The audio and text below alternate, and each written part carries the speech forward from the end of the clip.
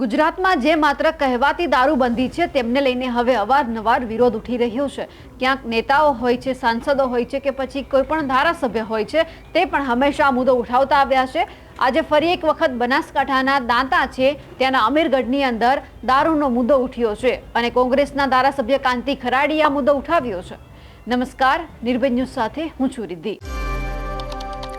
કલેક્ટરને આવેદનપત્ર આપવામાં આવ્યું છે કારણ કે જે રાજસ્થાનથી દારૂ ગુજરાતની અંદર લઈ આવવામાં આવે છે અને એમાં પણ ખાસ કરીને જે બનાસકાંઠાનું દાંતા છે ત્યાંનું જે અમીરગઢ છે એ વિસ્તારમાં દારૂ ઘુસેડવામાં આવે છે અને ગામમાં દારૂનું ફૂલ વેચાણ થાય છે, જેમને લઈને હવે ધારાસભ્ય કાંતિ ખરાડી છે તે મેદાનમાં આવ્યા છે અને ચીમકી પણ આપી દેવામાં આવી છે કે જો હવે પછી અમારા ગામમાં દારૂની જે ગાડીઓ આવશે તો અમે એમને આગ લગાવી દઈશું, એમને સળગાવી નાખીશું, પરંતુ દારૂ તો અમે અમારા ગામમાં નહીં જવા દઈએ। અને એમની સાથે જે પીએમ આવાસ છે તેમની પણ રીસર્વે કરવાની માંગ છે તે કરવામાં આવી છે કારણ કે હવે એવું લાગે છે કે ક્યાંક બધી જગ્યા પર ભ્રષ્ટાચાર થઈ રહ્યો છે, ગોલમાલ થઈ રહી છે અને અનેક એવા કૌભાંડ સામે આવી રહ્યા છે, જેમને લઈને જે કાંતિ ખરાડી છે તે મેદાનમાં આવ્યા છે અને તેમણે આવેદનપત્ર આપ્યું છે। સૌથી પહેલા તો દારૂ મુદ્દે જે કાંતિ ખરાડીએ કહ્યું છે તે સાંભળીએ।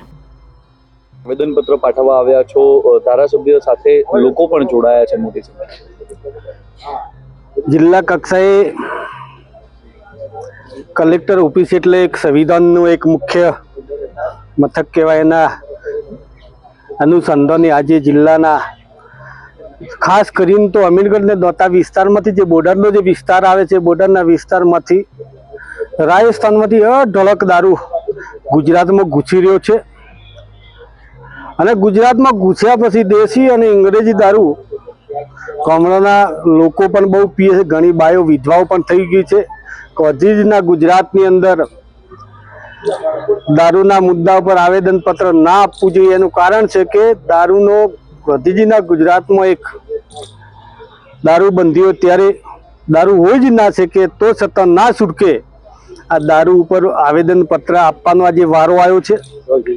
શરમજનક બાબત કહેવાય કે ગાંધીજીના ગુજરાતની અંદર જો આટલો બધો દારૂ આવતો, આટલો બધો દારૂ વેચાતો હોય, આ દારૂ કેની રેમ નજર હેઠળ આવી રહ્યો છે, કોણ આગળ પહોંચતો કરતો કરી રહે છે। અમે અગાઉ પણ આ 1 થી 2 મહિનાથી આ વિસ્તારમાંથી રજૂઆતો કરતા આવ્યા છીએ, પણ તો છતાં આજ તારીખ સુધી ઠીક છે, થોડા દિવસ પહેલા આંદોલન ચાલ્યું અને કોઈ ચર્ચામાં પણ આવ્યા, એના પછી દિવસે દારૂ વેચાતો બંધ થઈ ગયો, રાત્રે દારૂ વેચાતો ચાલુ થઈ ગયો અને પોતાના ગામની અંદર બંધારણ કરે કે અમારા ગામમાં દારૂ પાવો નહીં, પીવો નહીં, મહેમાનોને પાવો નહીં, પણ બીજી સમાજના ગામડામાં જઈને દારૂ વેચવો એ હદ વારે પોકી ગયો। ના છૂટકે આજે કલેક્ટરને આવેદનપત્ર આપ્યું છે, પણ સાથે સાથે ચેતવણી અમે એટલા માટે આપી છે જે લોકો દારૂ વેચનારા છે પહેલથી ચેતીને દારૂ બંધ કરી દે, કેમ કે ગામના લોકો ચૂપચાપ મોઢું જોઈ બંધ મોઢે બેહી ના શકે। ના છૂટકે ગાડીઓ ભરેલો દારૂ હશે તો ગાડીઓ પણ હળગાવવામાં આવશે, એટલા માટે અમે ચેતવણી આપી છે કે મહેરબાની કરીને દારૂ વેચતા બંધ થઈ જાવ, બીજા ગામડામાં જઈને દારૂ વેચવો બંધ કરી દે અને નહીં બંધ કરશે તો દારૂ ગામ લોકો બંધ કરાવશે, ગાડીઓ બાળશે તો સંપૂર્ણ જવાબદારી સરકારની ને પોલીસની રહેશે। એટલા માટે અમે ચેતવણી આપવા માટે આજે કલેક્ટર મારફતે સરકારને ચેતવણી આપી છે કે હવે પછી જો દારૂ બંધ નહીં કરશો તો અમે આગળનું આ પગલું ભરવાના છીએ અને સંપૂર્ણ જવાબદારી સરકારની રહેશે। ઓકે, જે રીતે કલેક્ટરને આવેદનપત્ર આપવામાં આવ્યું છે કે જે દારૂ બનાસકાંઠાની અંદર દાંતા અને એમના જે ગામડાઓ છે ત્યાં ઘુસેડવામાં આવે છે તે પણ બંધ કરવામાં આવે અને ખાસ કરીને જે પીએમ આવાસને લઈને જે સર્વેની માંગ કરવામાં આવી છે તે પણ સ્વીકારવામાં આવે। એટલે હવે ત્યાંના સ્થાનિકો શું કહી રહ્યા છે, જે સર્વેની માંગ કરવા માટે આવ્યા છે તેમને પણ સાંભળીએ। પીએમ આવાસ યોજના હેઠળ જે મકાનની સર્વે ચાલુ છે તેમાં અમારા અમીરગઢ તાલુકામાં ખાલી 4 કે 5 પંચાયતમાં સર્વે ચાલુ છે, જ્યારે તલાટીઓ દ્વારા એમને સર્વેની કામગીરી સોંપવામાં આવી હતી। તે તલાટીઓ એકદમ જે સર્વેને બહિષ્કાર કરે છે અને એમના મંડળ દ્વારા પૂરા રાજ્યમાં સર્વે નહીં કરવાનું એમને મનાઈ કરી દીધી છે। તેથી અમારા સર્વે યોજનામાં અમારા ગામના લોકો જે ઘર વિહોણા છે તે રહી ના જાય એના માટે અમારે ડીડીઓ સાહેબને કલેક્ટર સાહેબને આવેદનપત્ર આપ્યું છે અને અમારા ડીડીઓ સાહેબને પણ આવેદનપત્ર આપવાનું છે।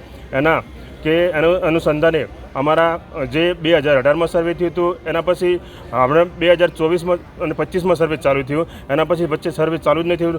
ઘણા બધા ગરીબ લોકોને લાભ મળી રહે એટલા માટે અમારે આવેદનપત્ર આપવાનું છે. જે રીતે કાંતિ ખરાડીએ હવે આ એક વિરોધ ઉઠાવ્યો છે કે દારૂ છે તે બંધ થવો જોઈએ. દાંતાના જેટલા પણ ગામડા છે કે અમીરગઢની અંદર હોય કે પછી કોઈ પણ ગામ હોય ત્યાં દારૂ ન આવવો જોઈએ. તેમને લઈને આપનું શું કહેવું છે કમેન્ટ કરીને ચોક્કસથી જણાવજો. સાથે જ અમારી નિર્ભય ન્યૂઝ ચેનલને લાઇક, શેર અને સબસ્ક્રાઇબ કરવાનું ભૂલશો નહીં. નમસ્કાર.